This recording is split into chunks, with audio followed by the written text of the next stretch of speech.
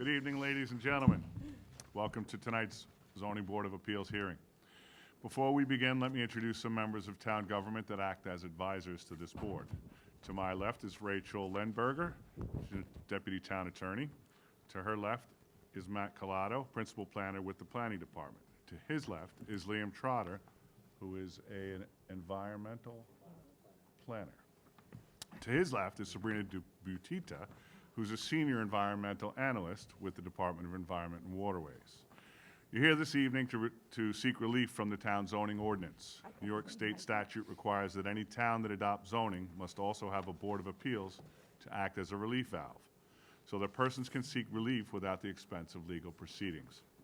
The most common kinds of applications before this board are area variances. Area variances deal with dimensions of lot area, frontage, height, setbacks, and parking reductions. New York State statute mandates that the board must consider the following 5 criteria when evaluating area variances. When you come to the podium to present your application, please do your best to address these 5 criteria. They're as follows. 1, whether an undesirable change will be produced in the character of the neighborhood or a detriment to nearby properties will be created. 2, whether the applicant has other feasible alternatives. 3, whether the variance is substantial.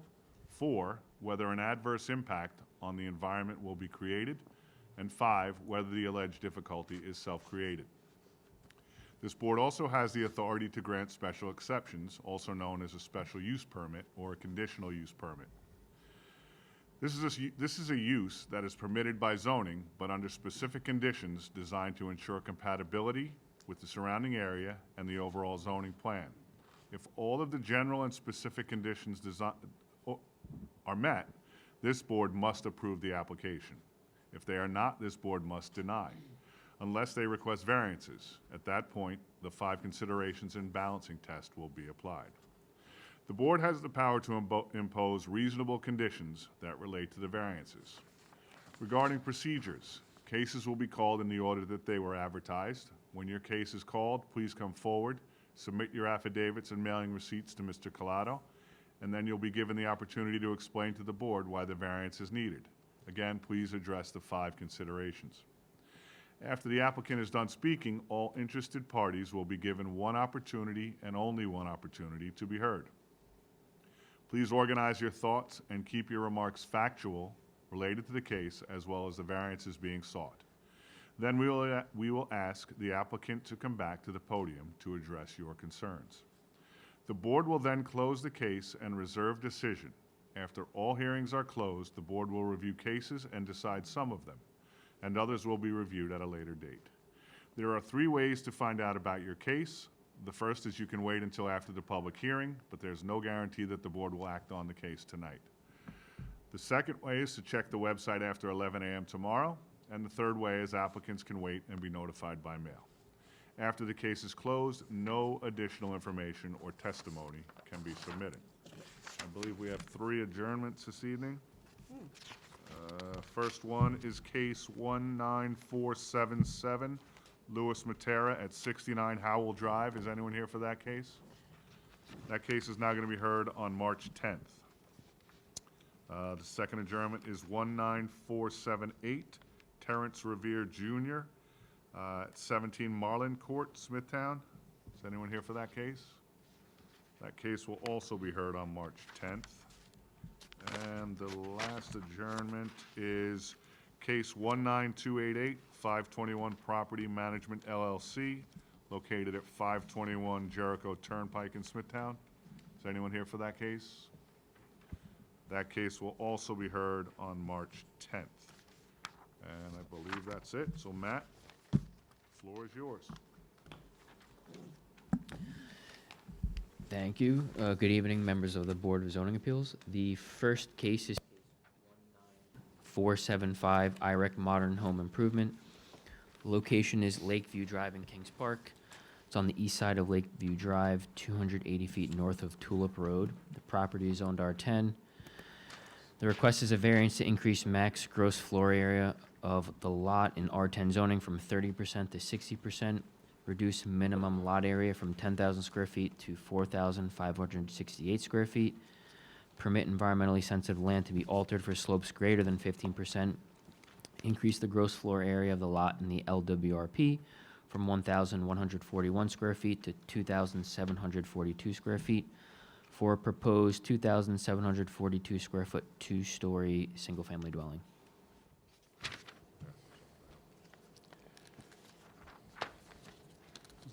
Good evening. Good evening, Mr. Chairman.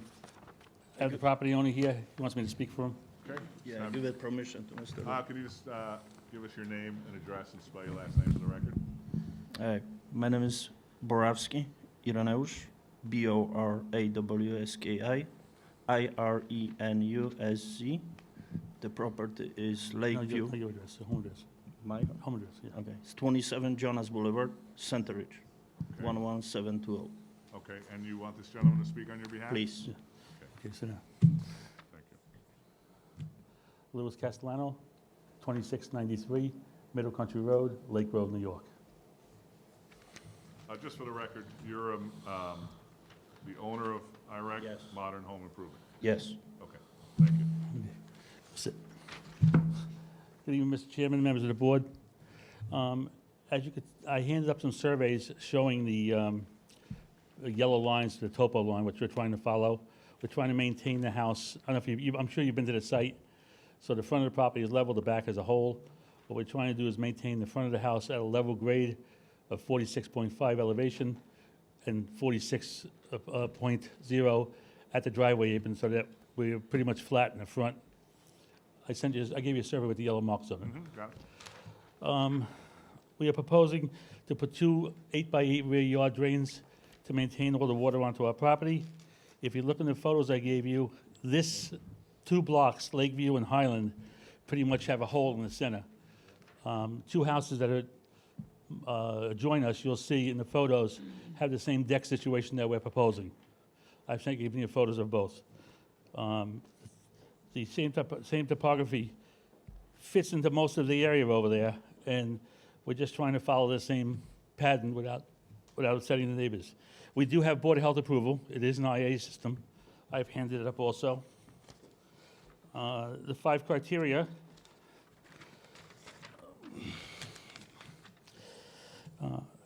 We don't feel it would impact the neighborhood because there are similar houses have the same situation on both blocks. We don't feel it's substantial because it conforms to the surrounding neighborhood. That's the way Kings Park is. We cannot achieve it by any other method because we don't own any more land. We can't do anything with it. The variance won't affect any environmental problems. We already have a Board of Health approval. And the difficulty was not created by the owner. This is the lay of the land in Kings Park. Do you have any questions? I don't think I have any questions. Anyone on the board have any questions? I just want to point out for the record that this, or verify, the lot is 10,000 square feet. Yes. It's just the variances are required because of the environmentally sensitive land. Right, we conform to the front yard, rear yard, and side yards. Okay. Anyone else have any questions? No. Matt? The application is pending LWRP review right now, so no decision can be made. One thing I'd just like to point out on the steep slopes that, you'd want to make sure that any stormwater runoff is contained on site and not going on to adjacent property owners. That's why we added the 2 drains instead of 1. That's it. Sabrina? Yes, Mr. Chairman, we just want the applicant to be aware that because it's in the New York State River Corridor, that you should reach out to DEC to make sure if you need permits or not for the proposed work. Thank you. Okay. Anyone in the audience like to be heard on this application? There being none, I will entertain a motion to close the hearing. So moved. Second. Thank you all for Motion your and a time. second. All in favor? Aye. Case closed. Thank you.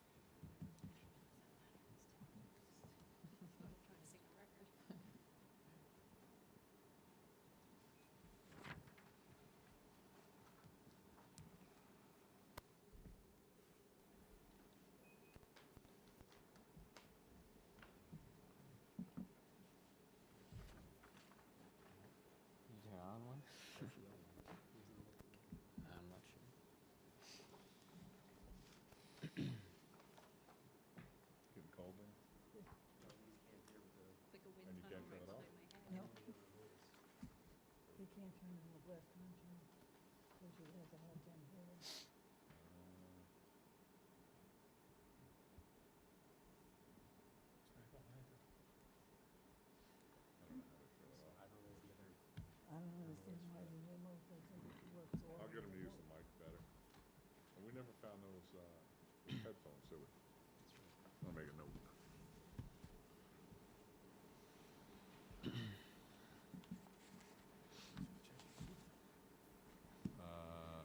Next case. Yeah, go ahead. Case 19470, Taylin Tantoglu. Location is 57 Parnell Drive in Smithtown. It's on the north side of Parnell Drive, 110 feet east of Concord Lane.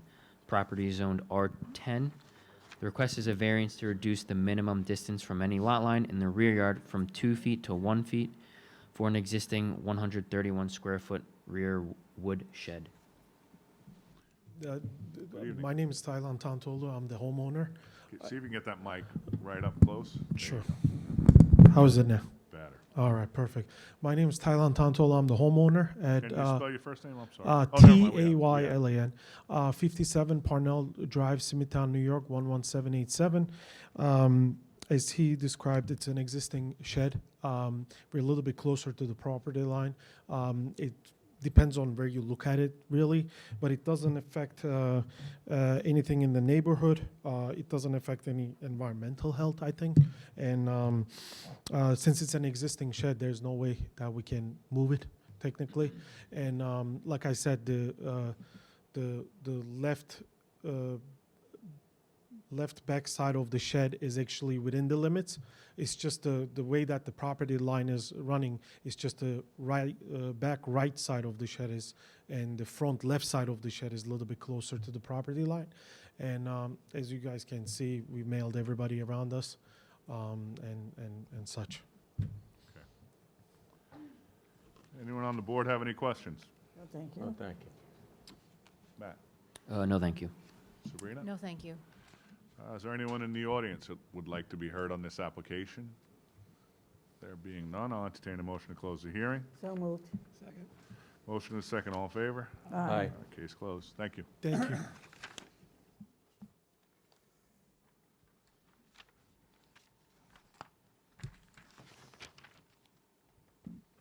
Next case is case 19471, Kenneth McDowell and Danielle O'Shaughnessy. Location is 26 Jill Drive in Comac. It's on the north side of Jill Drive, 458 feet west of Fleetwood Road in Comac. The property is owned R21.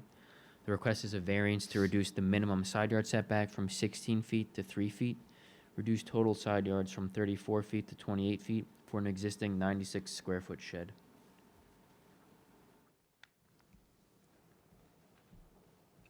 Did you get affidavits? Yep. Good evening, how are you? Good evening. All right, you need, Name and address? okay, hi, my name is Kenneth McDowell. The address is 26 Jill Drive, Comac, New York, 11725. Thank you. Okay, we're asking for the variance for a shed in the side yard. The reason we did it is because there's an existing retaining wall in the back of the yard and no space to put the rest of the shed because, because there is other landscaping that's back there, large trees, and we'd have to build a retaining wall behind that in order to support it, and the side yard was the only leveled area that has the place to put it, and would require, relocation of it would require significant regrading and structural risks to the surrounding area. When we had the shed installed as a non-permanent prefabricated structure, we did not know that a variance was needed or required at the time, and that's why we are seeking the application at this time to ask for the variance and the approval in order to bring everything up to compliance. The home lacks a basement, and so the storage in this area is essential to store any of the equipment that we use to maintain property, keep it clean and organized, and most of the kids' toys and bikes and all those things that go with it. And as for the style of the shed is matching the siding of the house along with the roof line. It is, from street view, it's blocked by a mature tree. You can't see it from the property line or from the side. Our neighbor that is directly adjacent from it has stated that they don't have an issue with the shed, the way that is currently designed with the house and where it goes.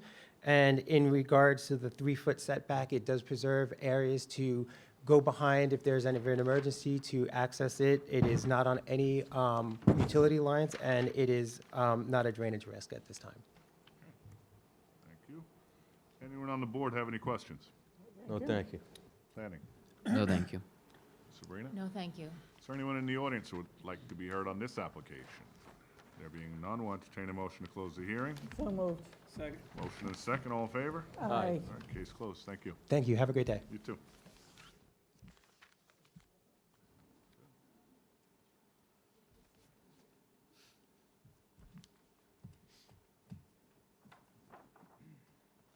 Next case is case 19473, Howard M. Singer. Location is 9 Grease Avenue in Esconset. It's on the north side of Grease Avenue, 122 feet east of Gibbs Pond Road. Property is owned R10. The request is a variance to reduce the minimum side yard setback from 12 feet to 9 feet for an existing 64 square foot woodshed. Excuse me? Yes, I have everything up at the desk. Do you want it now? Yes. Please.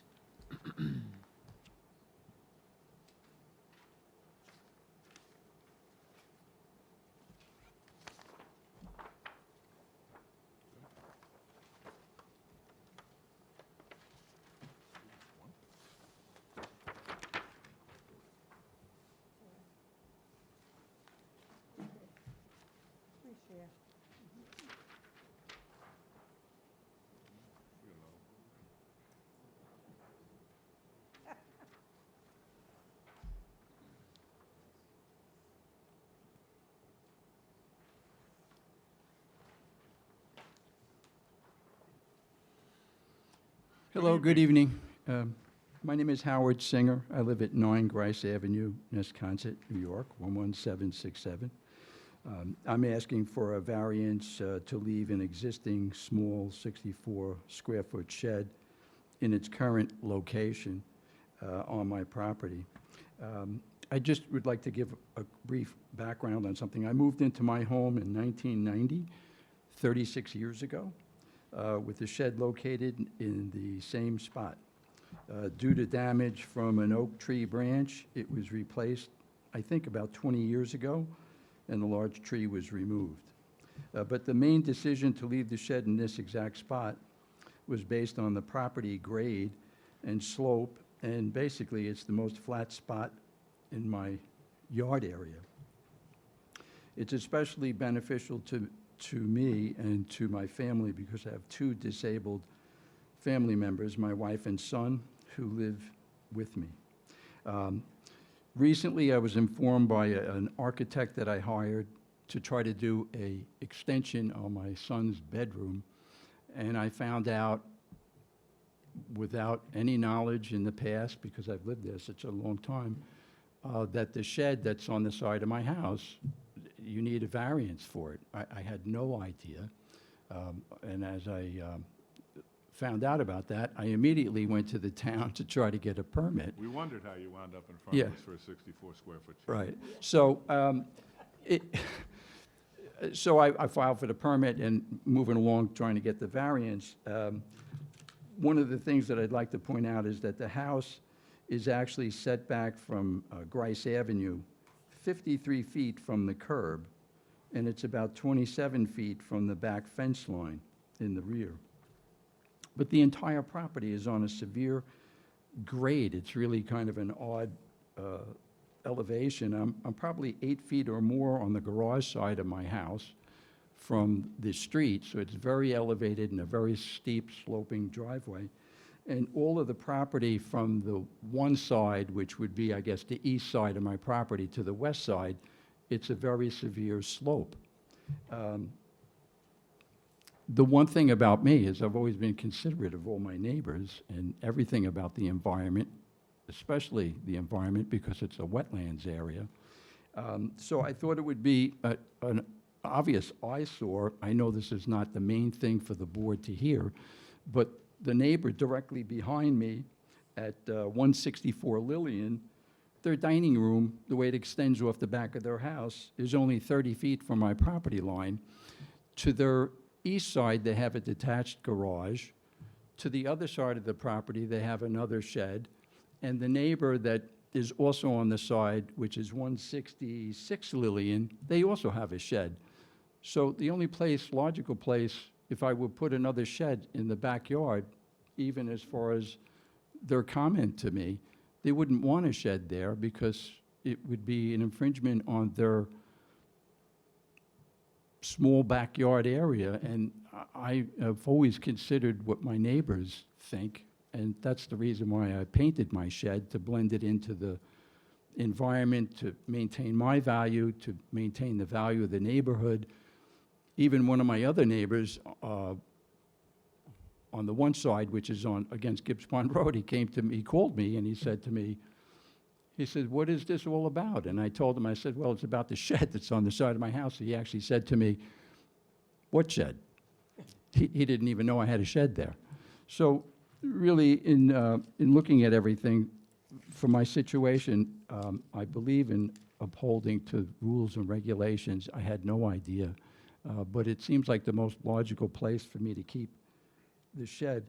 There is an item here that I would like to just mention, which is really a big item for me. Unbeknownst to me, like I say, my son is disabled. My wife was diagnosed with Parkinson's probably around 2012, and subsequently, the light from the cars that would be driving down Grice Avenue, I have blinds and things on my window in the bedroom area, but it actually blocks the car lights at night, which is a real benefit to us because it's a trigger.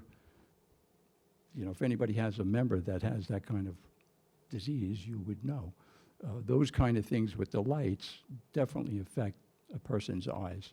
So for the sake of my family, I'm just asking the board to consider an extra little bit there to leave that shed right where it is, because it would make it easier for everyone all around, including my neighbors. So thank you for hearing Well, thank everything. you. I And, appreciate it. Your diligence with this, I think if you drop a card off, we could use someone like that on this board at some point. It pays that much attention. I'd be glad to help.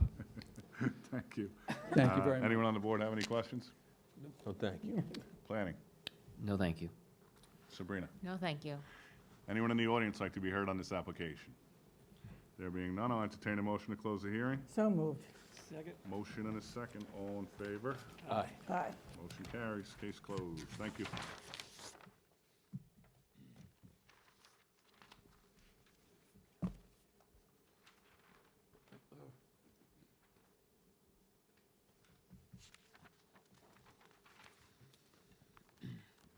Case is case 19474, Isaac Mia. I believe that's how you pronounce it. Is that correct? Mia. Location is 1 Oneida Lane in Comac. It's on the southeast corner of Oneida Lane and Rensselaer Drive. The property is owned R10. The request is a variance to increase the max permitted paved surface in the rear yard from 25% to 28% for proposed patio pavers. Reduce the front yard setback from lie line on Rensselaer Drive from 10 feet to 0 feet for an existing 6-foot fence to permit a fence greater than 4 feet in the required front yard. Reduce minimum front yard setback from 40 feet to 22 for a proposed shed. Reduce minimum front yard setback from 40 feet to 31 feet for a proposed 16 by 32 foot in-ground vinyl pool. Reduce minimum front yard setback from 40 feet to 10 feet for an existing fire pit. Good evening, Chairman, members of the board. Diana Lespisa with Morano Expediting Services, P.O. Box 39, Bethpage, New York, 11714, here on behalf of the property owner. Can you spell your last name? Laspisa. Thank you. Good evening. We're here before you today requesting permission to install a 16 by 30 foot in-ground swimming pool holding a front yard setback of 31 feet, where 40 feet is required. Increase the maximum permitted paved surface in the rear yard from 25 to 28%. Reduce the front yard setback from 10 feet to 0 feet for an existing 6-foot PVC fence. and reduce the required front yard setback from 40 to 10 for an existing fire pit, and reduce the required front yard setback from 40 to 22 feet for an existing shed. The subject parcel is a slightly irregular corner lot. The configuration and orientation of the existing residence on the property substantially reduces the usable rear yard area, making it difficult to fully comply with current zoning requirements while accommodating modern residential improvements. The intent is to install the pool so that it runs parallel with the rear of the dwelling. However, due to the angle of the home on the parcel, a small portion of the pool does encroach into the required front yard setback. The proposed pool is a standard-size residential pool, and they are only proposing a modest 4-foot surrounding patio to walk around. With respect to the shed, fence, and fire pit, these improvements were constructed prior to my client taking ownership of the property. Based on a Suffolk County aerial imagery, which I have a copy if you would like, it appears these structures were installed sometime between 2000 and 2004. The applicant was unaware of any nonconformities until filing the application for the pool with the building department and is seeking permission to maintain these existing improvements. The fire pit consists of a small wood-burning paver installation fire pit. The shed is used strictly for storage purposes, and the fence is set back sufficiently from the intersecting roadways so as not to obstruct the vehicle line of sight. We believe the requested relief is consistent with similar conditions throughout the neighborhood and within the jurisdiction, as corner lots frequently present unique layout challenges that limit compliance with standard setback requirements. The proposed variance will not result in any adverse negative impacts. No trees or significant vegetation will need to be removed as part of the project. And finally, we do not believe the requested relief is substantial. Only a minimal portion of the pool extends into the required front yard setback. The overall proposal maintains the character of the neighborhood while allowing for reasonable use of the property. I do have that Suffolk County aerial that I could submit up to the board, as well as some pictures that I took the other day. The yard pictures, it was a little difficult, obviously, with the snow, but the pictures that kind of depict the fencing, it clearly shows that it's not obstructing the line of sight. So I'll submit these up.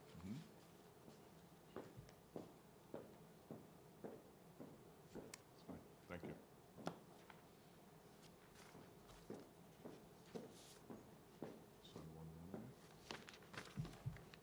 And I don't know if the board had any questions for me. We'll find out.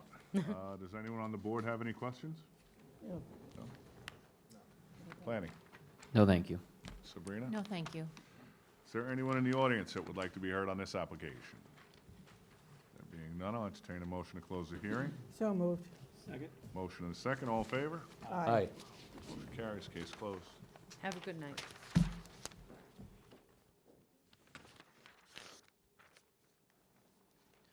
The next case is case 133 Old Northport Road LLC. Location is 133 Old Northport Road in Kings Park. It's located on the south side of Old Northport Road, 2,400 feet west of Old Indian Head Road.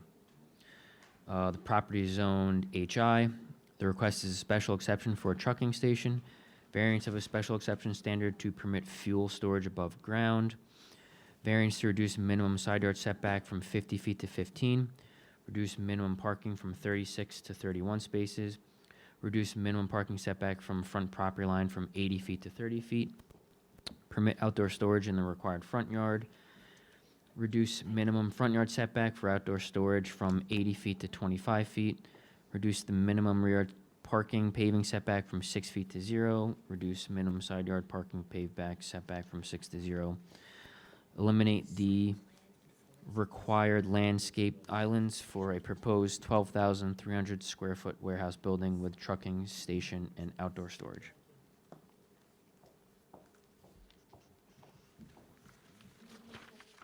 Board, my name is Janice Whalen. I'm an attorney with offices at 23 Green Street, Suite 205, Huntington, New York.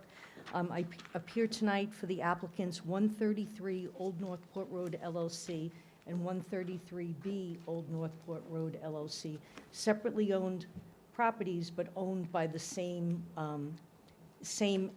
members. We seek tonight a special exception and variances for heavy industrial sites measuring 6.7 acres located on Old Northport Road. Accompanying me is Rana Neshaswat, engineer with VHB Engineering, who prepared the site plan before you this evening. While Rana found room to actually add a parking spot yesterday, we'll file that revised plan with the Board of Site Plan Review. As a former municipal attorney, I know no one likes late submissions. So- Do you have the affidavit of mailing? I filed that already. I mailed it to Katie, Okay, and she acknowledged receipt of it. okay. Okay. Thank you to Commissioner Peter Hans and Planner Matt Cataldo for your responsiveness to our inquiries over the last months. To set my presentation in context, the variances and special exception requested will seek no further intensification as to the existing conditions or operations at the sites. The proposal will vastly improve the streetscape and fully protect adjoining property owners and uses from any potential adverse environmental impacts. If looked favorably by this board, this application is the first step to bring the sites into zoning compliance along the stretch of Old Northport Road. Fully engineered plans with drainage to fully contain any possible runoff will be presented to the Board of Site Plan Review. We don't have a drainage issue now, and we certainly won't after the dry wells are installed. I've reviewed the town's February 9th, 2026 planning memorandum, and tonight we'll articulate the reasons why each item of the requested relief is necessary. The scope of operations can't be achieved by any feasible alternatives. We will maintain the same 25-foot front yard setback precedent set by this board in another application I'll refer to that I have exhibits before you. We'll show how neighboring uses will be fully protected both visually and from any stormwater runoff or adverse impacts.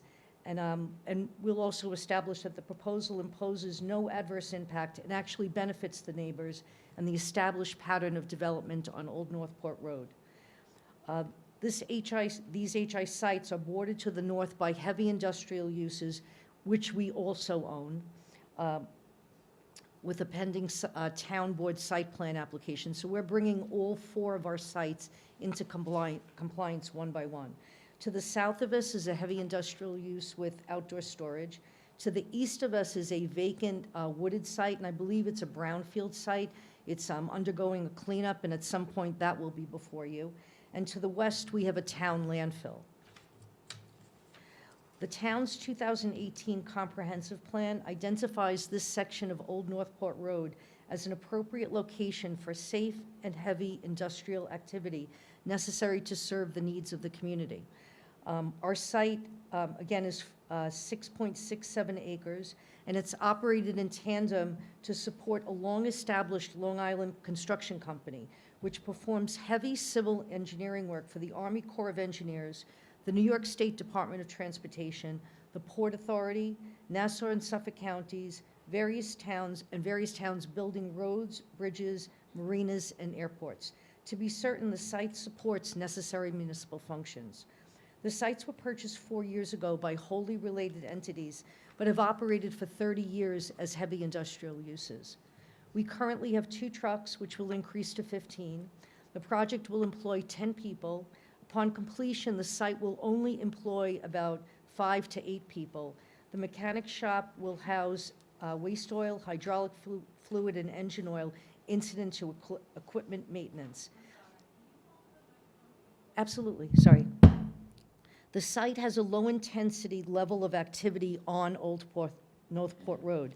Construction equipment and supplies identified on VHB's site plan move in and out of the site as they're needed on various projects. We estimate approximately 2 pieces of equipment move per hour, so that's about 8 movements a day. And again, approximately 6 to 8 employees will report to the site. So we're not going to have a lot of intensity on Old Northport Road in terms of traffic movement. VHB's site plan, I actually have small copies of it for you with the extra parking spot. The site plan before you comes as a result of months of extensive discussions between our team and the planning team. the owner and VHB to provide no visual impact to the road and to neighboring sites.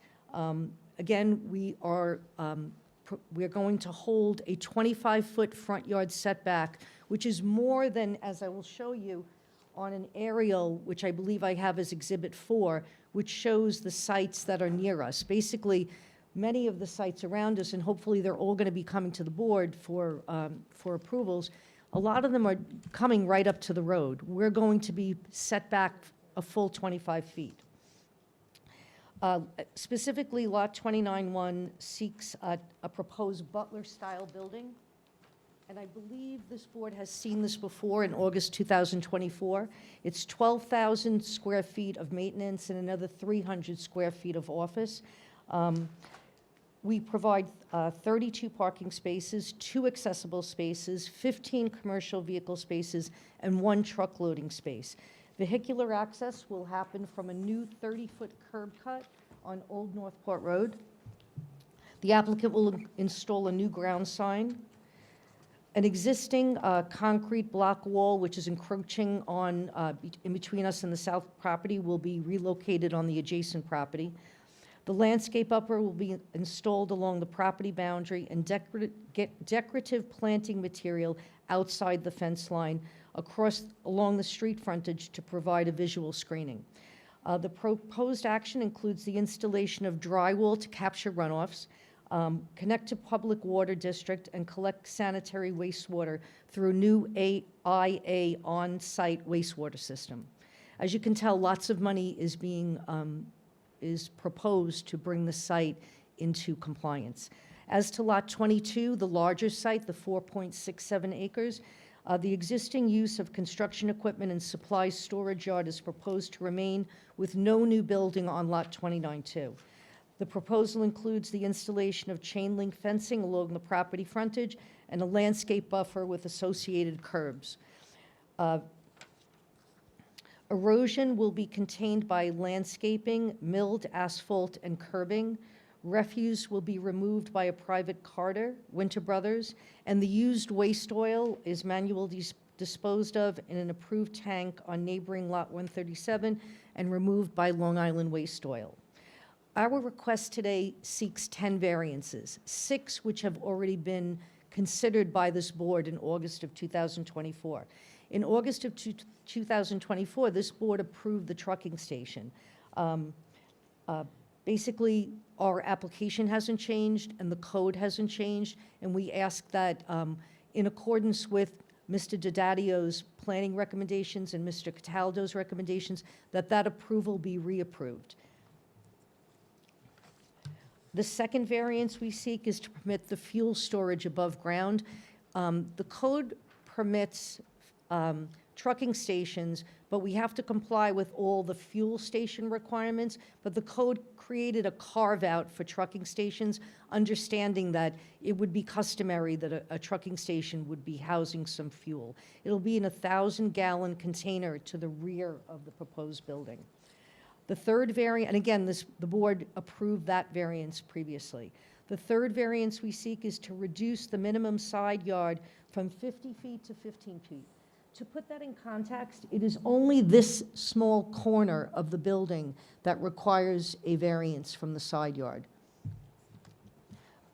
Again, the proposed Butler building request was approved on the condition we provide landscaping to the south side yard and to provide architectural features as required by the Board of Site Plan Review, and we agree to both of those previously imposed conditions. The fourth variance was to reduce the minimum parking from 36 to 31, now it's 32. Even though we believe the calculation's wrong, we're not going to touch that. We're providing 32 spaces. The plan we submit to the Board of Site Plan Review will have the 32 spaces. And again, this board previously approved 31 spaces. The fifth variance is to reduce the parking setback from 80 feet to 30 feet, again, previously approved by this board.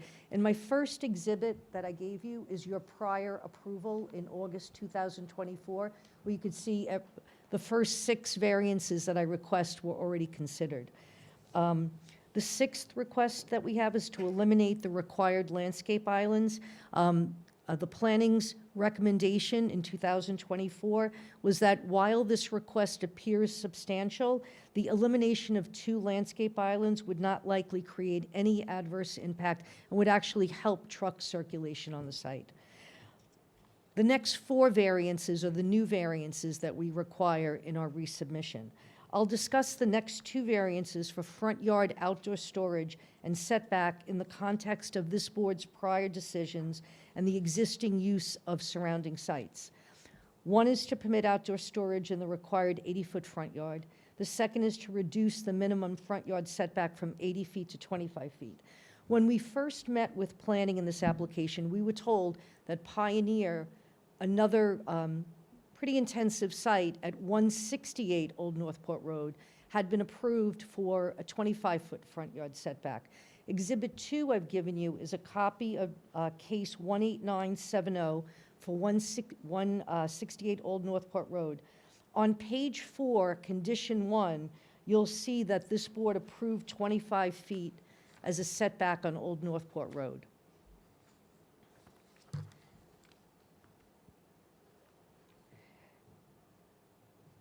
Exhibit 3 that I've given you is a copy of decision on case 18971, which predates the decision I just gave you. That was dated October 16th, 2023, also on 168 Old Northport Road, approving a 25-foot front yard setback. I'd like those cases to be made part of the record. It's to this exact precedent that we filed our site plan, which vastly improves the streetscape by providing a full 20 feet of landscaping, fencing, and then another 5 feet of landscaping behind the fencing. So we've got 25 feet for approximately 404 feet of road frontage. So now, my argument is, if we lost that extra 5 feet, we would be losing about almost 1,100 feet of outdoor storage. If we had very small road frontage, like many of the sites on Old Northport Road, it wouldn't make a difference. But because, as you could see, we've got hundreds of feet of road frontage, that extra 5 feet really makes a difference. Adding an additional 5 feet of buffering will produce no perceptible or appreciable benefit to the surrounding areas. As further support for these 2 requests, I've given you, and I believe it's Exhibit 5, which is an aerial view of the sites around us. So basically, our site is right here. That's the subject property. Cox & Son is owned by the same owners of 168. Now, when they come before you, it's not likely that they're going to be asking for more than the 25 feet that they were granted on 168. We've got the Izzo property to the south of the Cox vacant site, and it looks like they're using right up to the front yard. We've got the Butzy property and the Smith, I believe it's Butzy, B-U-T-Z-Y. I'm not certain about the owners, but that's how we've identified it. We've got the Smithtown Highway Department further south, and then to the south of our subject property, we've got R.J. Murray, again, using right up to the buffer, and CDL Utilities. I'm by no means suggesting that they're legal uses, but I want to show the board what the character of the neighborhood is and how we're actually going to be improving it, hopefully, if this board approves our requested 25-foot landscape buffer. Again, no storage will be visible from Old Northport Road. On the site to the south, we own the site to the north. No undesirable change will be produced. Rather, the installation and landscape screening measuring 25 feet from Old Northport Road will create a desirable effect to the surrounding neighborhood. The last 2 variances that I'm going to discuss are to reduce the rear yard parking. It's really not parking that we're seeking. We're seeking to, along this area to the west, we're seeking to install asphalt millings to control erosion. Now, the property immediately to the west of our rear property line is a municipal landfill. We know that there's grade changes. We also know that there's a landscape buffer and there's a chain link fence. I don't really know that we can measure the visual impact from a landfill versus a privately owned property. But for that reason, we are seeking a 0-yard setback to the rear property line. Again, it adjoins a landfill with its own landscape buffering and a chain link fence. We're asking also for no side yard to the north. Reason being, we own the property right above it. That's 135. There's no reason to delineate a property boundary because all 4 of these sites are commonly owned. I understand that planning had concerns about that.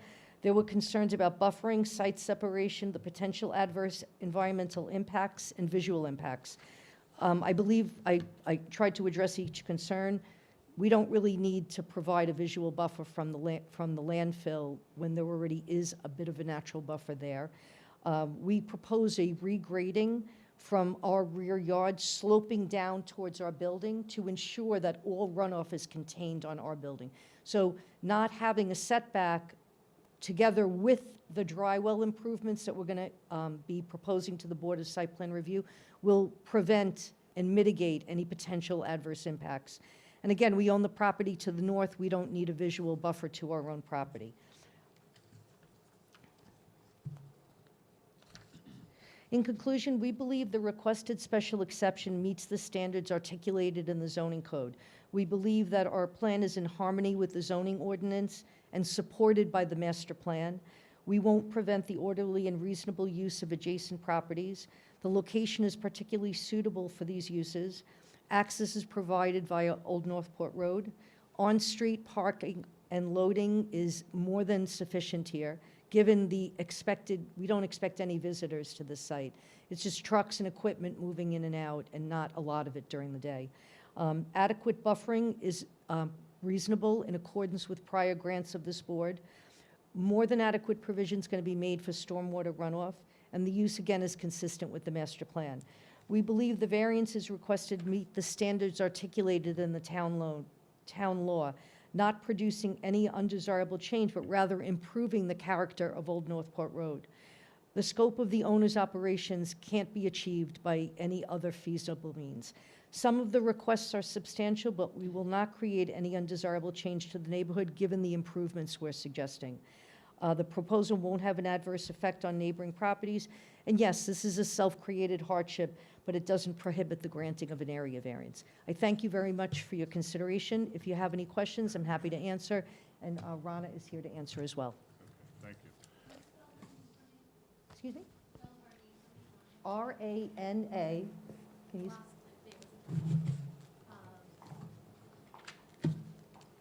Last name Neshuat, N-E-S-H-E-I-W-A-T. Thank you. Thank you. A couple things for the record. I believe the visuals that you pointed out, other than the ones that you referenced in the previous approvals, almost none of them are compliant, which is I agree. why the town board has kind of undertaken the initiative to bring a lot of these properties into compliance.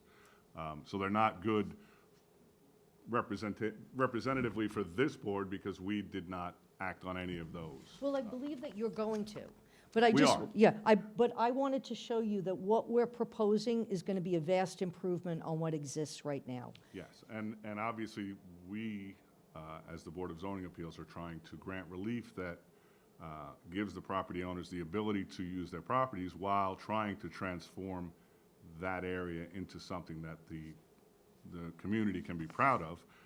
That being said, I believe the two that you referenced, are you aware both of those properties are zoned LI?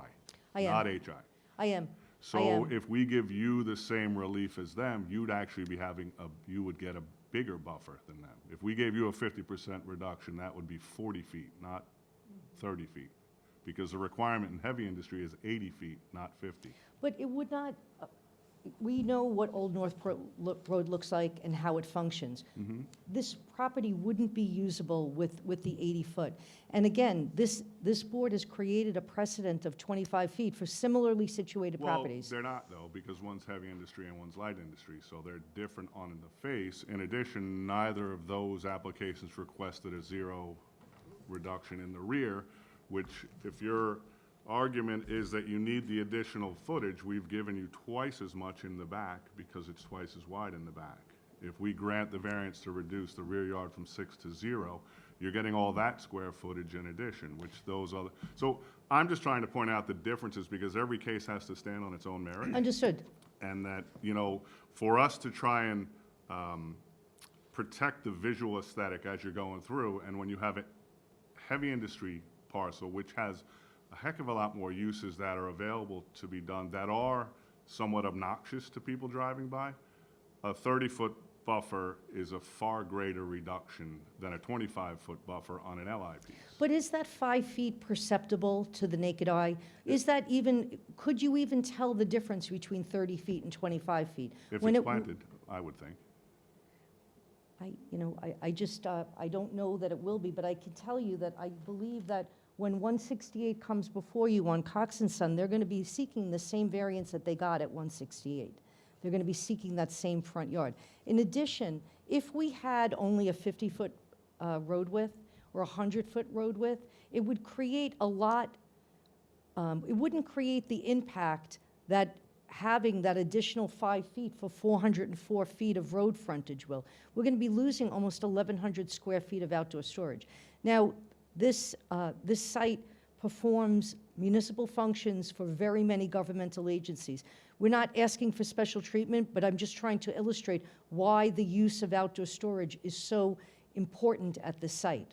And obviously, we understand that, but one of the things that we try to do as a board is that establish a set of standards that we try to limit. And if we were to say, for the LI-zoned properties, if we're going to go to 25 feet, because obviously every property is different and every use is different because you have so many uses that are permitted on HI and LI. If we establish a precedent on an LI piece that says 25 feet, and then do the same thing in an HI piece, but somebody's crushing rocks on an HI piece, it certainly, that extra 5 feet means a lot. Certainly to this property Personally, owner. I'd want an extra 20 feet, you know. So it's just, for me, I'm trying to make you understand that, for me, they don't really kind of go hand in hand. It's apples and oranges because they're two different zoned properties. Well, actually, the Pioneer site, I believe, does crushing. They have far more intensive uses than us. They've got multiple tenants, and they... Not as of right. I don't believe that's permitted in LI, correct? It's not. So it may be happening, but it will not be happening once everyone is In being brought into addition, they compliance. have 2 road frontages. The 168 site is on Town Line Road and Old Northport Road. We've got a lot of road frontage, but it's all on Old Northport Road. And I just respectfully request that this owner has expended so much time, energy, in all sorts of costs to bring this application, the best application they could before you. And we configured our site plan in reliance upon what we thought was the gold standard for front yard setbacks. Now, we have not yet designed our landscaping plan, so we could make that berm really big, so we don't think you're gonna see anything, but we could design it, in the height with the type of landscaping that you want in accordance with what this board or the Board of Site Plan Review. But we respectfully request permission to keep that 25 feet. Okay, so we'll discuss it. Thank you. All right, thank you very much. I Okay. appreciate your time. Planning, do you have anything? I think you guys covered everything. We did prepare a PAR with recommendations. Janice kind of discussed how several of these variances and the special exception were approved at a prior case, so we do recommend, you follow those. And just to add to the 30-foot setback, I was kind of going along with what the board approved, a year and a half ago with the 80 to 30 for the pavement. So I was trying to kind of match that past approval. I understand paving and outdoor storage are different, but that was kind of what was set for this particular property. That's pretty much all I have. You guys kind of covered all the comments I was going to have. Can I add something, Chairman? The reason we went for 30 feet in 2024 is because we didn't know about the 25 feet, and we only found out about that in our discussions with planning on this application. And again, it's almost 1,100 square feet that could be utilized in a respectful manner to our neighbors on the site, and so we respectfully request approval of the 25 feet. Thank you. Sabrina? No comments, thank you. Is there anyone in the audience that would like to be heard on this application? There being none, I'll entertain a motion to close the hearing. So moved. Motion and a second, all in favor? Aye. All right, case carried. Have a good night, thank you. Motion carries, thank you.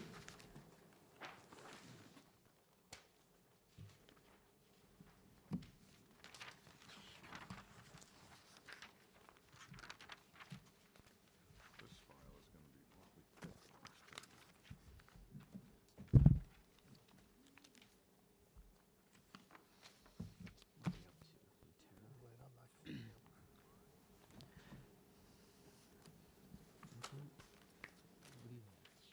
Oh, they are adjourned, right? Yeah. The next case is case 19479. Jenny and Tommy Lau. Location is 10 Harness Road in St. James. It's on the west side of Harness Road, 740 feet north of Edgewood Avenue. Property is zone R43. The request is a variance minimum side yard setback from 24 feet to 3 feet for an existing 83.6 square foot shed. Reduce the minimum side yard setback from 24 feet to 10 feet for a proposed 748 square foot detached garage. Reduce total side yard setback from 60 feet to 13 for an existing 83.6 square foot shed and proposed 748 square foot detached garage. Increase the max permitted paved surface in the side yard from 25% to 29% for proposed patio pavers. Good evening, Chairman, members of the board. Chris Ang, 83 East Main Street, Patchogue, New York, 11772. ENG, short. On this property, 10 Harness Road in St. James, we are proposing a detached garage that will reduce the side yard setback from 24, the required 24 feet down to 10 feet. We're asking for 10 feet instead of the Excuse me? required 24 feet. You're not the property owner, correct? I am not. I'm sorry. I am the design Is professional. the property owner here? No, sir. Did we get a power of attorney? I thought we submitted a power of attorney. Is there anything in the file? Do you think you could take a look? Do you mind if I just check my file as well?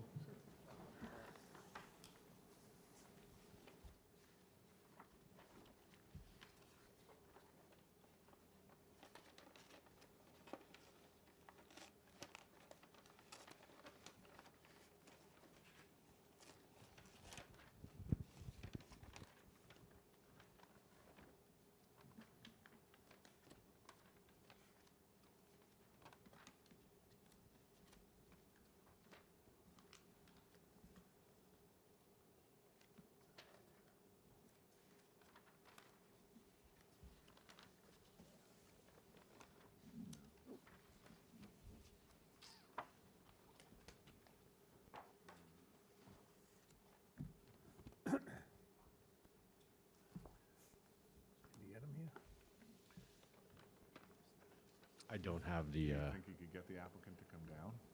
come now? All we need is for them to give us approval to let you hear the case, to. On the present phone case. or a present? Present. Okay, I can call him. Okay, I think we have a couple more cases we can. Yeah. Okay, thank you. Thank you. We just hold it. We'll put it on the side.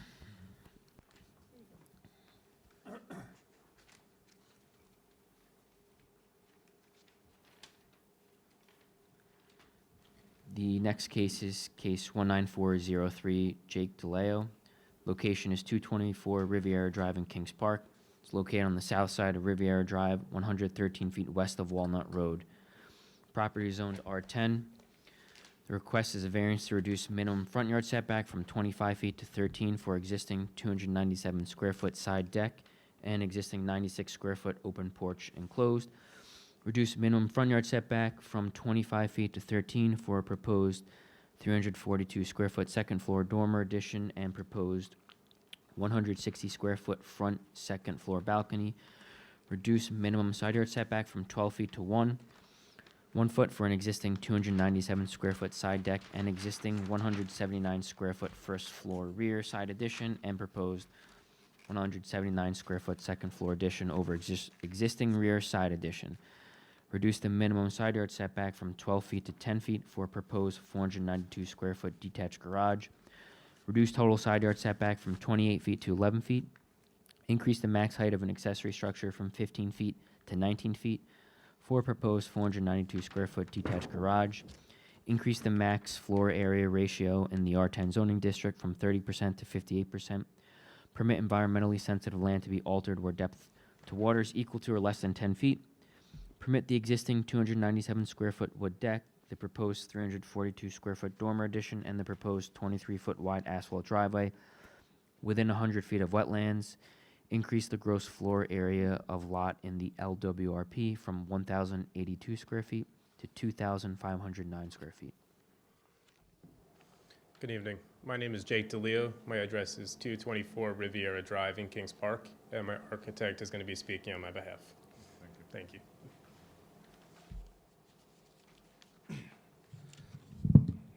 Good evening, Mr. Chairman, members of the board. For the record, my name is Michael Morbillo, architect. My firm is Nspire Design Group. My office is located at 4964 Express Drive South, Ronkonkoma, New York. The application before you this evening is actually a rehearing. We had been before this board on September 30th of 2025. After that meeting, we had gone to LWRP, or in the process of going to LWRP, application was going in for town board review and also looking to finalize a secret determination with the DEW. At that time, some additional information for wetlands boundaries and water depth of water table was added into the application. With that, 2 additional requests have come into the original request that was presented on September 30th. The 2 requests are basically, one, to increase the FAR, which was originally about 29.2% to 58%, because we've now reduced about half of the lot area from the FAR due to depth to groundwater and also proximity to wetlands.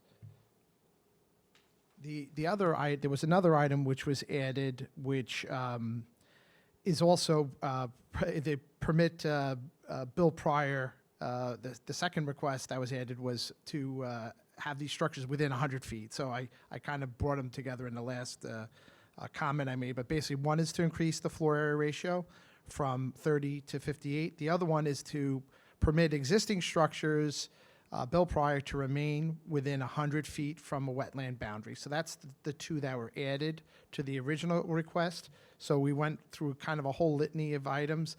At the last hearing, I brought out that pre-existing non-conforming structure, been there for many decades. Also a pre-existing non-conforming addition that's on the south side of the property, which is like basically a sunroom, has been on that, there was never obviously a CO that was issued for that. So we came before that board. That was a part of the application last time, just to kind of rehash the litany of items. I think most of the items at that time seemed generally in character with the neighborhood as far as the way San Remo is. This board did express some hesitation about I believe it was the side yard request for the garage. So we're proposing a detached garage because of the slope of the property. It's located in the side yard. And the board said they would consider that. Maybe they were talking, I believe the discussion, if you look at the minutes of that time, had to do with maybe a couple of feet or something being added into the side yard request. We do have an existing, it's 3.7 feet for the sunroom space, which is on the south side. There is a request again from the last time, which is for a 1 foot setback, which is for an on-grade deck. So it's not a full height structure. which is also located on the south side.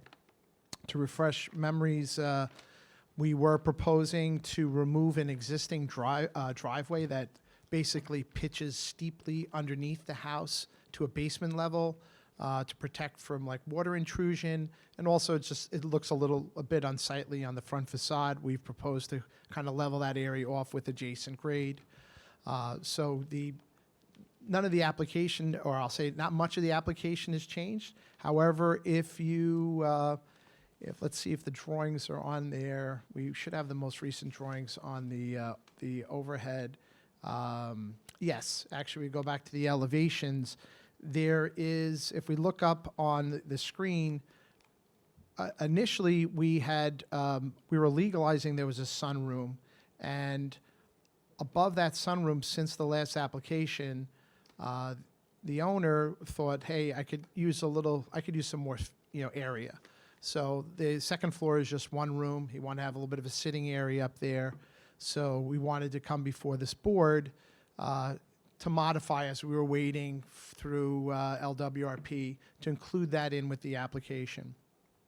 One thing that we did was we actually didn't increase the FAR by adding that. We decided since the last application to remove a sort of a large detached shed / cabana or something that was on the property. So it was a trade-off in FAR.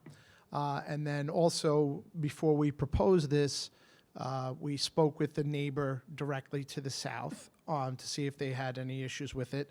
The addition, as you can see, is not the full width of the house. It's basically over the existing sunroom that's there. We've proposed some hip roofs and something to make it as least intrusive as possible, but we are going up over a structure that has an existing non-conforming setback. I'm going to bring up to the board just a couple of bits of information. One is just to be admitted as an exhibit is the neighbor from the letter saying that he endorses the application. He's the one that has the biggest view of this structure. And then the other one I'm going to just add into the record by reference is a couple of cases in San Remo, similarly where there was homes that were close to the property line where they were permitted to add over it on a second floor. So I'm going to introduce those in a minute, but first I just want to cite the case numbers. So the cases that for your consideration, one was back from 2004, and it was case number 14280. So I asked that that be incorporated into the record, and that was on 33 Hemlock Drive in Kings Park in San Remo area. And the other one's a little bit older. It's from 1984, but it's case 8213, which was also on Riviera Drive, which is down the street, which is something that's we kind of, or my client saw first, so that one also there. These were homes that had maybe they were a few feet, they're very close to the property line. So just for this board's consideration, I'm going to hand them in just for reference. I've cited the case numbers, so I did not handing them in as exhibits, but just more for reference.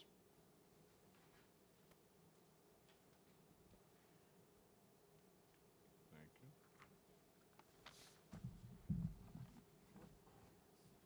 Here's the letter.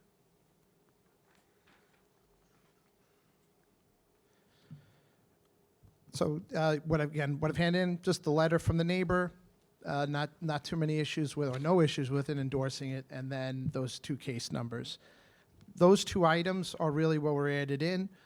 There is, I believe there's an LWRP hearing at Town Board this Thursday, which I believe they're going to review this application, and then hopefully after that we'll have a secret determination, so this board can hopefully vote in the not-too-distant future on this. If the board has any questions at this time, I'd be happy to answer them.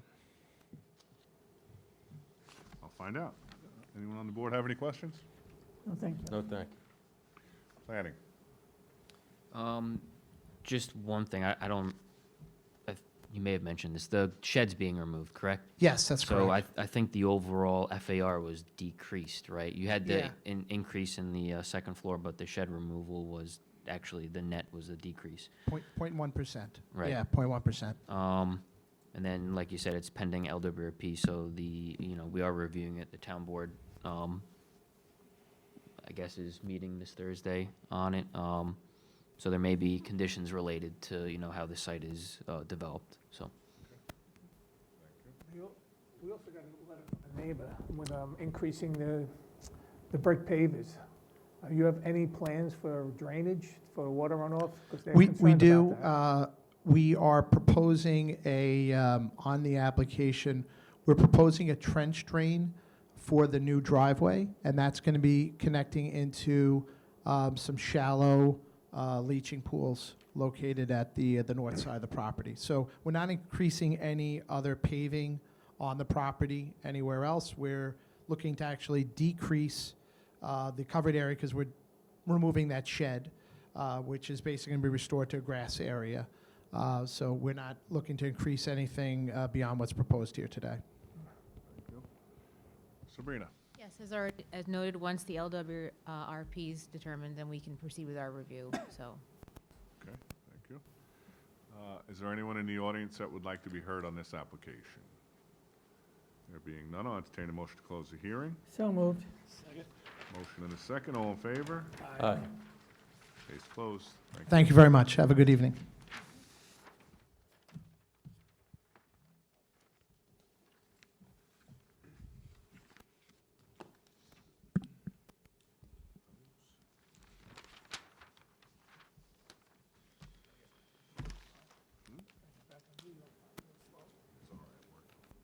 The next case is case 19430, Joseph Scalone, Long Island Investment Group.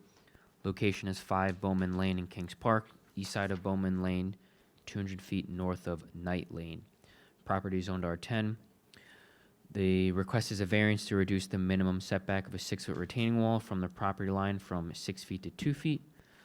That's wall A. Reduce minimum setback of a 6-foot retaining wall from the property line from 6 feet to 4 feet, wall B. Reduce the minimum setback of a 6-foot fence from a 6-foot retaining wall from 6 feet to 0. Increase the max combined height of a fence and retaining wall from 6 feet to 12 feet for a proposed 6 feet concrete retaining wall and proposed 6-foot vinyl fence. Hello, my name's Joe Scalone, the owner of 5 Bowman Lane in Kings Park. He's going to speak on my behalf.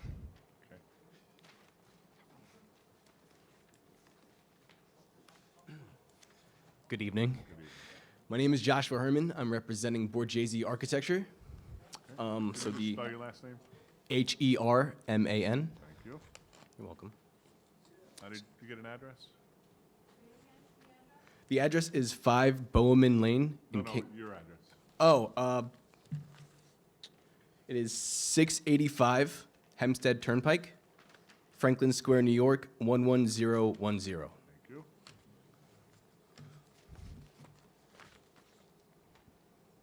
Whenever you're ready. Okay, so I'm here for a proposed retaining wall. The soil in the rear yard is being washed away, so it needs to be contained. At first, we had proposed a single retaining wall, single-tiered retaining wall, and it was suggested to us to create a 2-tiered retaining wall. So as you can see in the updated drawings, we have a upper and lower tiered retaining wall, both containing planters. Perfect. I believe we heard this case, so most of the stuff is already on the record. I saw an email today, this was forwarded to the town engineer. Yes, so when the revised plans were submitted, we sent it to them. I was just following up saying, letting them know that the hearing is tonight. No decision can be made because of SECR and LWRP, but I was keeping him in the loop. So I have not received comments from him, but yeah, the original hearing was the one wall. They tiered it. I think that's what the board was, more in favor of. They provided some landscaping, it looks like, in between the two walls.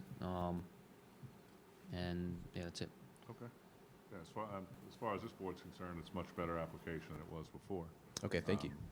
But, Matt, did you have anything? Just, like I said, it's pending LWRP. We would definitely support, screening the wall. Make it a less visual impact to the neighbor, and then, I'm sure the LWRP will have conditions, so whatever conditions are applied to that, be adopted by the board too. Sabrina? No new comments since the last hearing. We need the LWRP in order to complete our review. And also, I don't know if you've contacted DEC to make sure that if you need permits or not for the application, but we recommend that you do that as well. Okay. All right. Anyone else have any questions? Anyone in the audience have any questions? There being none, I'll entertain a motion to close the hearing. So moved. Second. Motion carried. All in favor, sorry. Aye. Motion carries. Thank you. Thank you. Have a good night. All right, 5:21 adjourned, so that's... That gentleman back here with Where? Yeah. No, You asked him to bring his, oh, he's back? he's back. Perfect. Save us next meeting. That was... Stick these in the file beforehand. 479.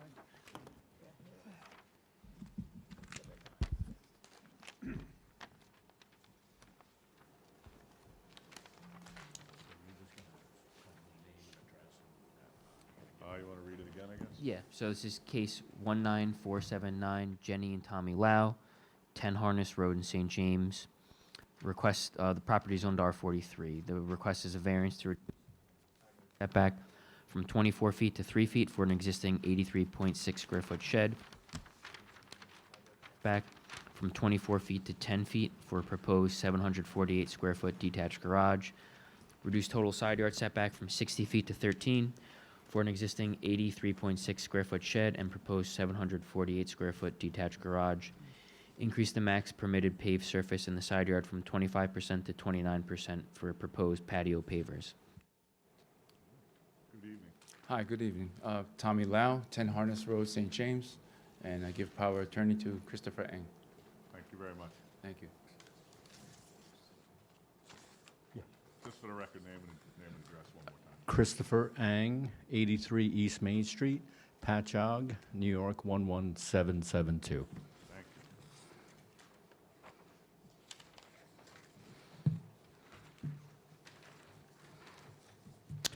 you. On this property at 10 Harness Road, we are proposing a 748 square foot detached garage that will reduce the required setbacks of 24 feet down to 10 feet, and the combined of 60 feet down to 13 feet. There's an existing shed on the property, and that shed is at 3 feet existing. What I'd like to point out to the board with the property is that the property is very deep, and if we were to push the garage towards the rear yard, it would be further than the owner would like in relation to the house. If we did maintain that 100 feet from the property line, then we would be able to build this at 10 feet. It's the location of the garage on the property that's the reason why we're in front of the board. The proposed garage and the existing shed, we don't feel like it's going to change the character of the neighborhood. We feel like it's going to fit in the neighborhood and the surrounding areas. As far as environmental impact, we don't feel like this proposal is going to affect anything in the surrounding neighborhood as far as environmental impact. And as far as self-created, this is a self-created issue, but we feel that if the board were to grant this, it wouldn't change the nature and character of the surrounding neighborhood. And as far as having other other options as far as it being feasible somewhere else, we could push it back, but we feel it would be a lot further back than we would want it in proximity to the house.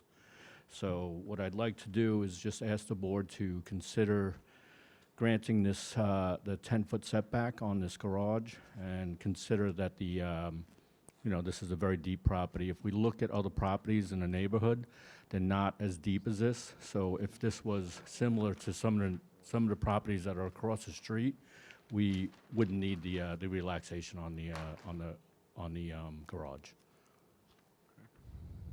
Do we have a site plan that shows the garage on the survey?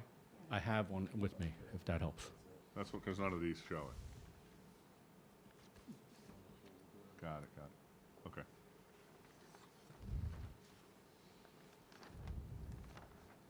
Okay. Anyone have any questions? And then the shed that was there, where would that be going? Are they eliminating it? Oh, yes, that one's getting eliminated, sorry. Okay. Anyone else? Planning. The detached garage, it's maintaining the 15-foot, how tall is the detached garage? It will not exceed the maximum of Okay. 15 feet. It's 14? Okay. Yes, 14. That's it, sorry. thank you. And it has a hip roof, I'm sorry? showing a hip roof? That's correct. Thank you. Welcome. Sabrina, No comments, Mr. Chairman. anyone in the audience like to be heard on this application? Come on up.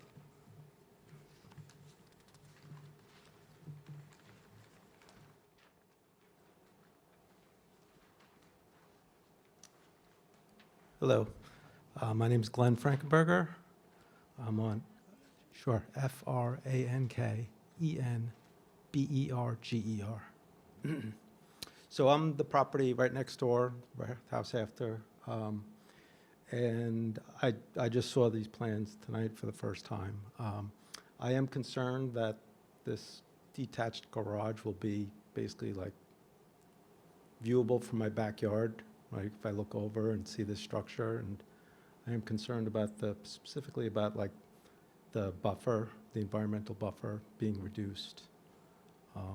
So it's, again, I just saw this tonight, so it's a concern. I wasn't sure what it was going to look like. I'm sure it's going to be beautiful, but it's not something I want to see from my backyard. Okay. Thank you. Anything else? That's it. All right. Thank you.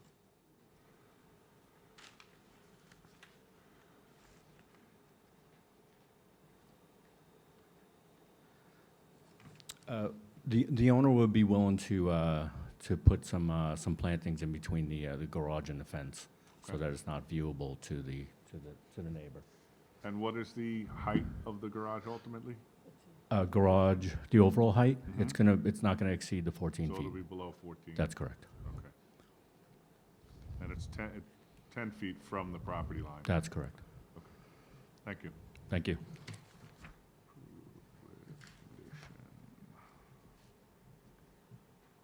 All right. I'll entertain a motion to close the hearing. So moved. Second. Motion is second. All in favor? Aye. Aye. Motion carries. Thank you. I believe that's it for our open portion of the hearings. All right, case 19475, Erect Modern Home Improvement. No action. Case 19470, Talon Tantaglue. Okay, on case 19470, I'll make a motion to approve the application as presented. Second. Motion and a second. All in favor? Aye. Motion carries 5-0. Case 19471, Kenneth McDowell and Danielle O'Shaughnessy. On case 19471, I'll make a motion to approve the application as presented. Second. Motion and a second. All in favor? Aye. Motion carries 5-0. Case 19473, Howard Singer. On case 19473, I'll make a motion to approve the application as presented. Second. Motion and a second. All in favor? Aye. All right, motion carries 5-0. Case 19474, Isaac Mejia. On case 19474, I'll make a motion to approve the application as presented. Second. Motion is second, all in favor? Aye. Motion carries 5-0. Case 19476, 133 Old Northport Road LLC. We need a secret. On case 19476, I'll make a motion to approve the secret. Second. Motion is second on the secret, all in favor? Aye. All right, motion carries. Now on the merits. You guys want to discuss this one? We have a PAR. I kind of agree with the PAR. I mean, most of them are fine. I'm kind of, personally, I'd like the 30-foot versus the 25. I mean, I'd almost be willing to say it should be more than that on heavy industry. I would think more than for 30. I don't know how everyone else feels. I wouldn't object to a larger setback, but that's your guys' call. Yeah, I mean, I think 30 is the bare minimum. You know, obviously in a heavy industry property, you can have much more intense uses Right. than you can on a light industry. Which if we're trying to establish a pattern of development for what we're gonna call the industrial area, I mean, we're harder on the industrial park, which is all LI. Right. And I think the 25, when we were talking to all the different property owners coming in, I think 25 was the absolute bare minimum, and that was based on, I think we like put together a berm or something like that. Like, when you factor in the setback of the berm, the pitch, the top, and then the pitch back, I mean, it probably comes out to about a 25-foot length, you know, a distance. So that's where the 25 came from, but, you know, obviously each property is different, and some do warrant larger setbacks. You're setting a precedent for everybody else, too. then. Exactly, and the point is that you brought up a good point. Obviously, the setback for the building and the parking is one thing, but when you're talking about setback from outdoor storage, which, you know, could be an asphalt milling machine, which is sitting, you know, 10 feet above the fence, or Right. whatever's there. And meanwhile, their proposed parking lot is at 30. Right. You know, so their proposed outdoor storage is closer than Right. their actual park. I'd like to see 40 feet. How high? So let's say a 25-foot setback, 4 feet high. I mean, Yeah, normally in the realistically, front this- yard, you're permitted 4 feet. Sorry, so Go ahead. a berm in the front yard, you're permitted 4 feet. If you go to 6 feet, that's, you know, you're asking for another variance. But, I mean, the landscaping would be, you know, reviewed at, unless you guys have any specifications, it's normally reviewed at site plan. Well, I mean, there's a lot of things to think about. I don't know if everyone's had an opportunity to look at the site, but we're talking east of the Parkway, correct? Correct, yeah. The two that they reference are both west of the Parkway. We have a couple things going on east of the Parkway, one, not the least of which is Prospect Sports, which hopefully is gonna bring thousands of people to that area.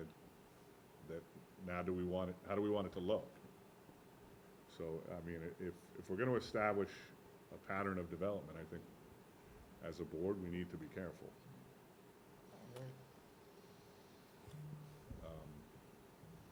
I kind of agree with Adrian that, you know, maybe we go even bigger than the 30 feet. Yeah, I really can't see us going. Right, let- you're gonna have all those properties coming in. Yeah, So it is important that, and I don't think 40 feet is unrealistic. I think that is, you know. I mean, the benefit to this property has that, I guess, the municipal property behind it, where if this board is willing to grant them that 0 buffer in the back, I mean, that's a heck of a lot of storage space that they're picking up back there that would not be available to anyone that isn't situated the same. So that 80 to 25 is road to the. A little louder. You gotta be louder. I'm sorry, the 85 to 25 feet, that's the front of the property. Correct, so We this want is to- heavy industry. Right. So heavy industry property has a set of setbacks. Right. The setbacks that are required on heavy industry are larger than light industry. So Sure. LI property requires a 50-foot Right. setback, heavy industry requires an 80-foot setback. Right. So if we were to grant the same relief to this property owner, in terms of percentages, we'd be at 40 feet. If we said, we're gonna give you a 50% reduction in the LI from 50 to 25, and we're gonna say the same thing in HI, it would be from 80 to 40.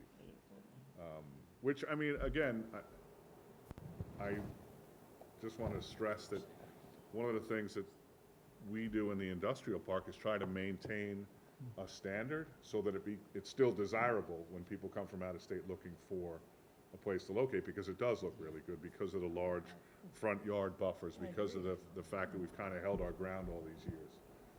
And if we're going to start out of the gate with the first ones, I think we just need to be careful. So I will defer. I don't know, what are you guys thinking in terms of a setback? They own other properties too next to? Exactly. And I believe they're in for And site they're plan all already. high industrial? The two to the north, they're pending town board special exceptions. And then the one north of that, I believe, that's where the asphalt plant is. They have site plan approval from 30 years ago. I believe that one does have a 40-foot setback on that site plan, last I looked at it. But I think that was approved back in the mid-90s. This decision will set the future. I think. I think so too. I mean, we want to give them relief so that they can use their properties, but we also want to make it so that it's there forever. Somebody else is going to come in and buy that property, may not be the same owner, may have a different operation that's more impactful. And the approval runs with the land, not with the owner. Well, that was the question too, because they own the other property next to them, and they want full relief on buffers, but if they sell off, They could sell off. Yeah. yeah, so there would have to be like a special exemption for that, no? Well, the only thing is that when they do sell off, it's buyer beware. So obviously they know that they own, so you'd be buying it knowing it's there, versus if somebody else owned it now and we caused that hardship on them. You're pre-existing on that point. Yeah. I think giving them a relief to 40 feet is reasonable. I It's do too. 50%. And it's kind of going with this precedent we've set. What do you guys think? I'm good with it. 40? Go to 40, 80 to 40. All right, so then the only changes to the PAR would be You're 30. you're doing the outdoor storage, not the parking, right? The 40? Correct. Outdoor Okay. storage. for Correct, ladies. just for the, right, everything else. I don't know how do we have to word that? Because really the application is, I think you would just change approved to 40. Where it says approved to 30, I think you would change it to 40. for the outdoor storage Right. only. Yeah. Because the parking, I mean, if they went parking all along that, then that would be even better, because then the buffer, that would push the outdoor storage even further back. And planning's requiring a berm already. We recommended condition 2, landscaping be required as, per the Board of Site Plan Review. Maybe it's a berm, maybe it's, a couple rows of, evergreens. I don't know exactly. That's why I was kind of leaving it up to the Board of Site Yeah, Plan maybe Review. type 2. Yeah, I think that's better. But anyway. obviously, if you're doing a berm, you do need like a minimum of probably 25 feet. Again, that's where the 25 kind of originated from. For the other one. Just when Janice was bringing up the 25 as the gold standard, it was really like the absolute minimum that we would ever feel comfortable with, because that's what Because you of kind the of berm. need of a berm, yeah. Right. Got it. But that doesn't mean that everybody should get the, a 25 or, So do you- All right, so I think there's only 2 modifications. One would be the minimum parking would be from 36 to 32. And the parking setback will be approved to 30 feet, but the outdoor storage would be approved to 40 feet. Okay. Does that make sense to everyone? Yeah. So you want me to read this down? Yeah. Okay. Okay. On case 19476, I'll make a motion and I'll read all the variances. Special exception to to permit a trucking station be approved. Variance of a special exception standard to permit fuel storage above ground be approved. Variance to reduce the minimum side yard setback from 50 feet to 15 feet be approved with conditions. Variance to reduce the minimum parking from 36 to 32 spaces be approved. Variance to reduce the minimum parking setback from front property line from 80 feet to 30 feet be approved with conditions. Variance to eliminate required landscaping islands be approved. Variance to permit outdoor storage in the required front yard be approved with conditions. Variance to reduce the minimum front yard setback for outdoor storage from 80 feet to 40 feet be approved. Variance to reduce the minimum rear yard paving setback from 6 feet to 0 be approved with conditions. Variance to reduce the minimum side yard paving setback from 6 feet to 0 feet on the north be approved with conditions. And the conditions stay the same, right? Mhm. Can I just add one thing? Sorry. Sure, of course. The fencing, they were proposing a fencing at the 25, I believe it's 20 feet a setback. 20-foot setback. Did you want to push it back to be up against Yeah. the outdoor I storage? think so. Mm-hmm. So that could be a condition for, Variance for the fence Condition, in the wait a front minute. yard adjacent to the outdoor storage should be pushed to 40 feet as well. Yep.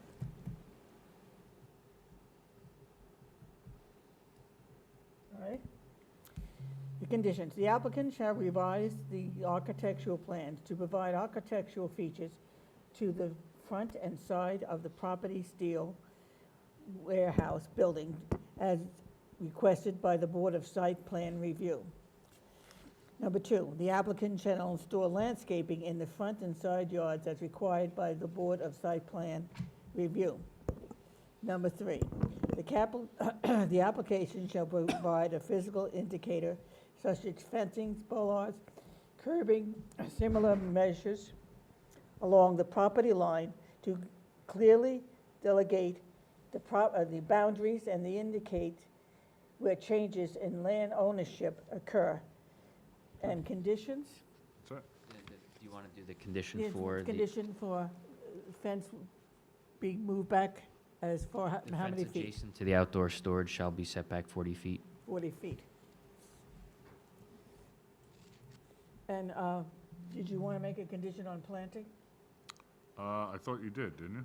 No, we didn't, did we? That was condition 2, right? Two? Can we, is that, Yeah. did you want to say what kind? You Or can leave it up to to site? Board of Site Plan. I Yeah. Leave it think up to is- site plan? As long as it's a requirement. Plant and maintain. And I maintain. think maintain should be added in Yeah. the language. Me too.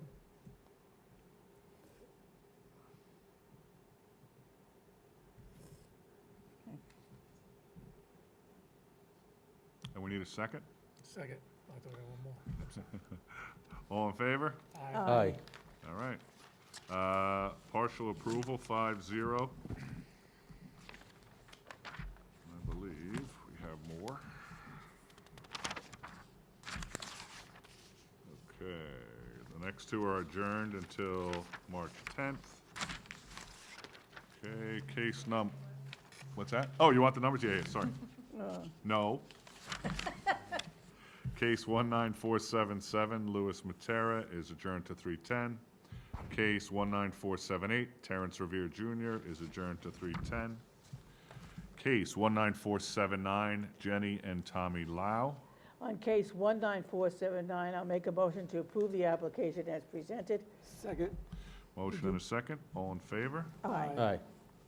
Motion carries 5-0. Did we want to Do our condition it plantings? with some plantings? Can you go back to the photos? I thought it looked like they have plantings there. Yeah, I he mean, said he was gonna. the area looked like, unless that's the neighbor's plantings, but,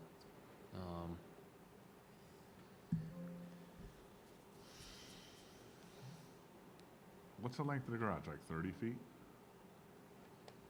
yeah, it's the thing, like how much length of screening do you want? Yeah. It looks pretty. It's screened. I don't think anything we'd require would be smaller than that.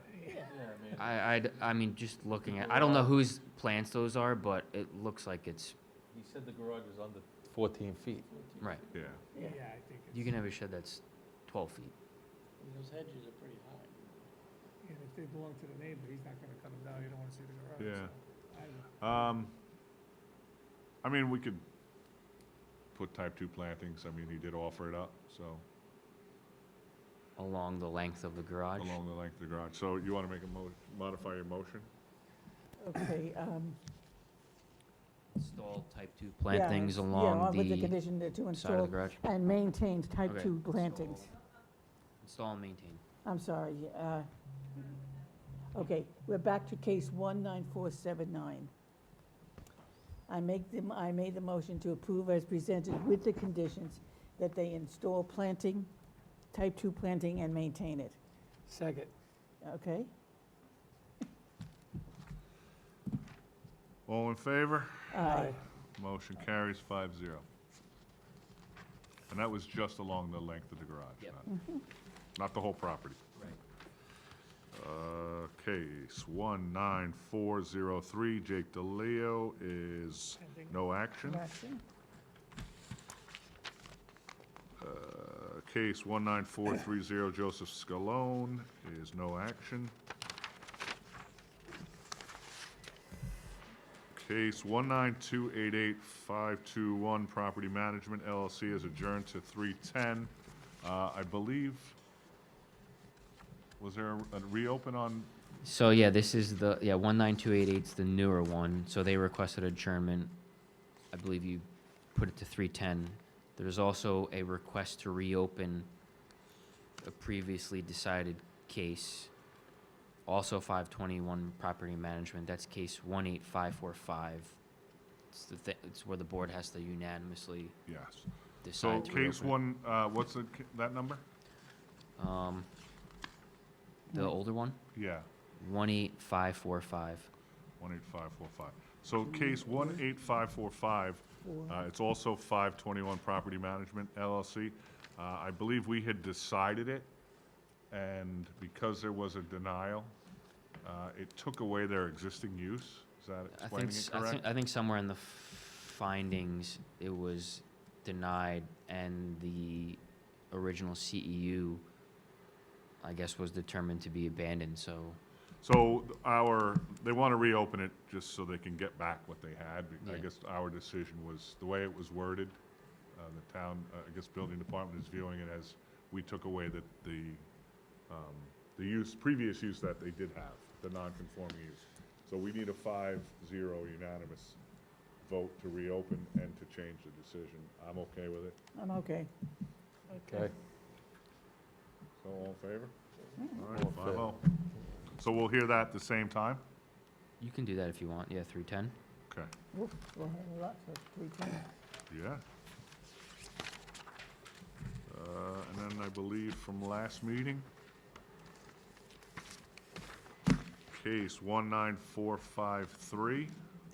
On case 19453, I'll make a motion to approve. Oh, hold Oh, on. I'm sorry. This is 453. Yes, we just have one comment for the board. Based on our understanding that there are no additional bedrooms being added to the existing 4-bedroom dwelling, otherwise an increase may require health department approval. Okay, all right. Okay, we need a second. Second. Motion is second, all in favor? Aye. Aye. All right, motion carries 5-0.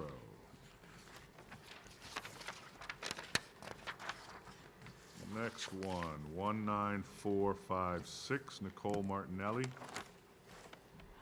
On case 19456, do you want me to read these, or you want to just go? Hold on.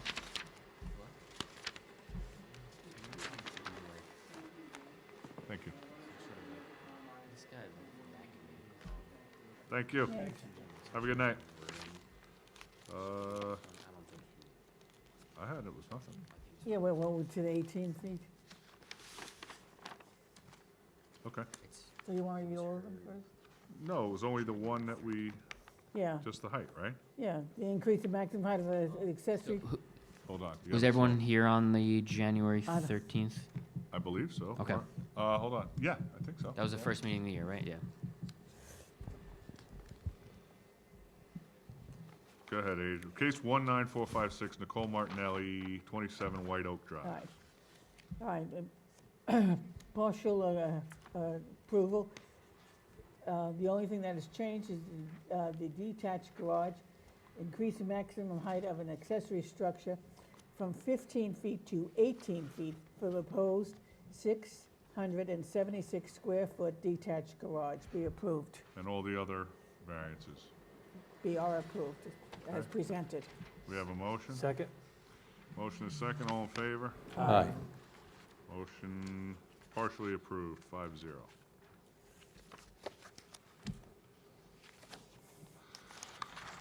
Okay, case 19459. On case 19459, I'll make a motion to approve the application as presented. Second?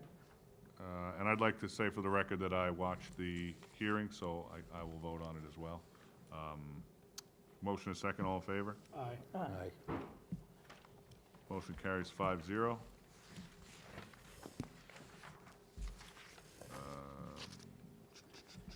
Next one is case 19464, Christine Mays, 20 Suttonwood Drive. I On have a case, comment. I'm sorry. For the record, our seeker is based on understanding that there are no additional bedrooms currently being added to the existing four-bedroom dwelling. Otherwise, an increase may require Health Department approval. So on case 19464, I'll make a motion to approve the application Second? as presented with the condition that no bedroom, no additional It doesn't have to be a bedrooms. condition, it's just for the record. Okay, that's for the record. And I'd like to state for the record that I also watched all this hearing as well, so I'll vote on this one. So we have a motion and a second. All in favor? Aye. Motion carries 5-0.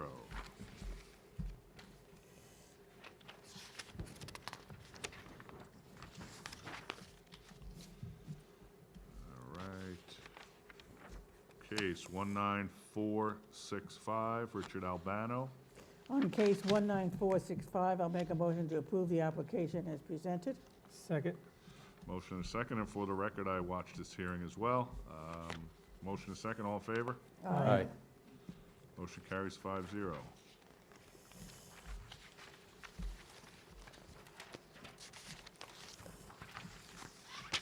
All right. This one we already dealt with. Is that it? Just, I don't know if the board had any, want to do any discussion about the CPIOS, the Town Line Road one, that you guys reopened. Do we have, are we waiting on anything? No. I don't know if I have so they wanted to, they reopened the hearing to have the board, look at the drive aisle width and setback and the parking reduction. He provided the board that he, met with the fire marshal. They didn't object to the 20-foot wide drive aisle and the 0-foot setback. Didn't present any safety concerns or issues with the fire code. And then the parking reduction, kind of reevaluated why they don't need the 56 required spaces. He also brought to the board's attention other parking variances granted by this board, with similar circumstances, so. Was there something with the wall, too? Yep, they were. So they originally requested that, but they were gonna resolve that by regrading around it and cutting down the one wall that was the tallest of all of them. So I, for the record, watched that one as well. It seemed like the wall just drops off. That would, Well, yeah, I guess they're not requesting that that variance anymore, yeah. The discussion that he had with the fire marshal took care of the concerns that the planning department had. Correct. And the parking, it seemed like they were proposing the most intensive. Yeah, I guess it was conceptual and their needs vary from time to time, but they went based on what would be the most anticipated extreme needed. What was the, What was the front yard buffer that we granted here? I don't know if we did, or do you have the site plan? I don't even know if they were, Those are all the nights. Reduce the minimum setback for outdoor storage from 100 to 0. 50 feet.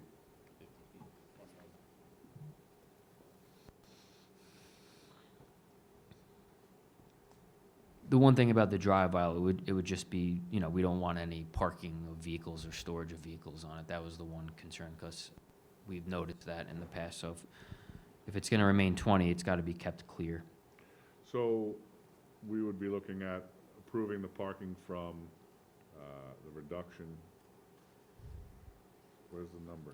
56 to 30. I have his letter here. 56 to 30, and then approving the drive aisle with the condition that there's no parking in the drive aisle. Right. This is also something maybe we can, you know, you don't have to necessarily decide tonight. You want to Maybe we could put work together with something so that we have, some sort of decision with, I guess, updated reasonings, findings or something. Okay. I don't know. Yeah, 56 to 30 spaces. everyone okay with that? We'll deal with it next meeting? Yeah.